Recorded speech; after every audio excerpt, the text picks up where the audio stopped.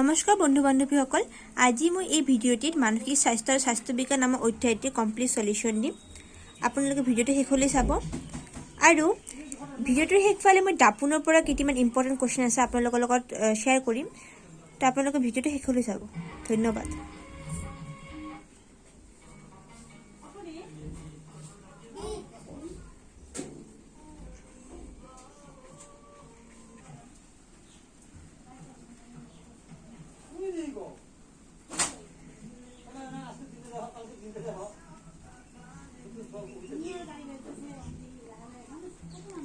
আৰু এই 8 নম্বৰ কোৱেশ্চনটো যে আছে তাতে 4 নম্বৰৰ সাইডফালে মই লিখিছোঁ যে মানসিকভাৱে সুস্থ এজন ব্যক্তিৰ সামাজিক গুণ উল্লেখ কৰা। তেতিয়া তাৰে এনসাৰটো আপোনালোকে সামাজিকভাৱে সমাযোজিত বুলি লিখিব পাৰে। আপোনালোকে এটা কোৱেশ্চনতে মই দুটা কোৱেশ্চন আনসাৰ সোমাই দিছোঁ। আপোনালোকে বস্তুখিনি চাব অলপ ভালকে স্ক্ৰীনশ্বট মাৰাৰ সময়ত।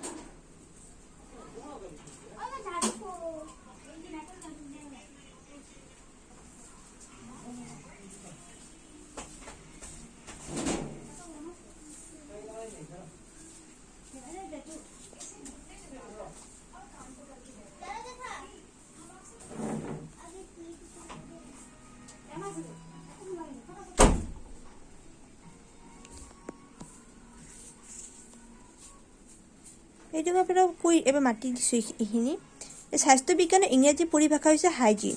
এই হাইজিন বুলি কোৱা শব্দটো মূলত গ্ৰীক শব্দ হাইজিনৰ পৰা অনা হৈছে। এই শব্দটোৰ অৰ্থ হৈছে অফ হেল্থ, স্বাস্থ্যৰ কথা বতৰা।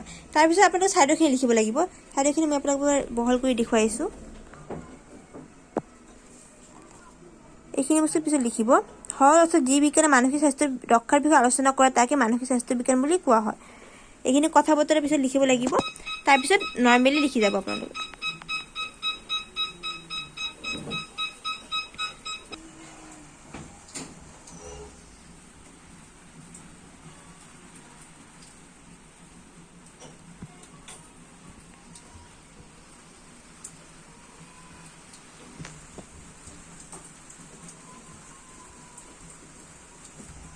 ইফালে বক্সটো মই এটা ইম্পৰ্টেণ্ট কোৱেশ্চন দিছোঁ, সেইখিনি আপোনালোকে চাই ল'ব এবাৰ।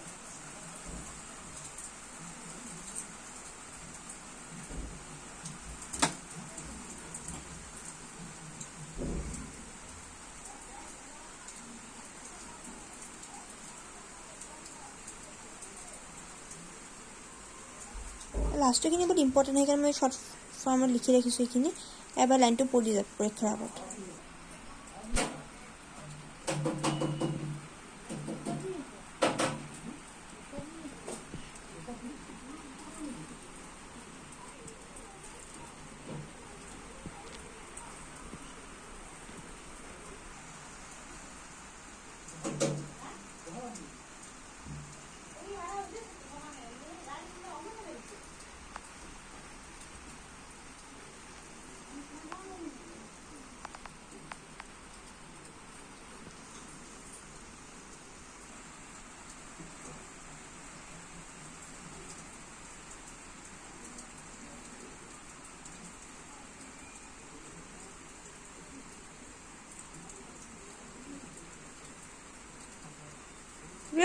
নাম্বাৰিং মই এনেই কৰিছোঁ চাইড অফবিলাক, আপোনালোকে চিৰিয়েলি লিখি যাব এইখিনি।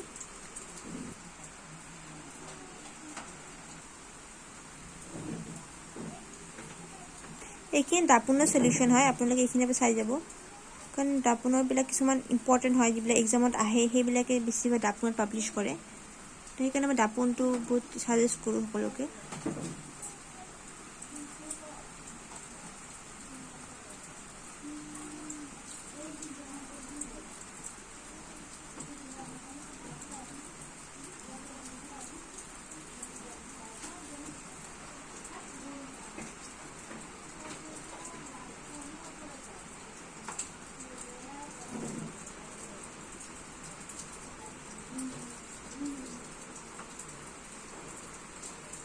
আপোনালোকে বুজাত অসুবিধা হ'লে মোক কমেণ্টত জনাব, মই PDF বনাই আপোনালোকক দি দিম।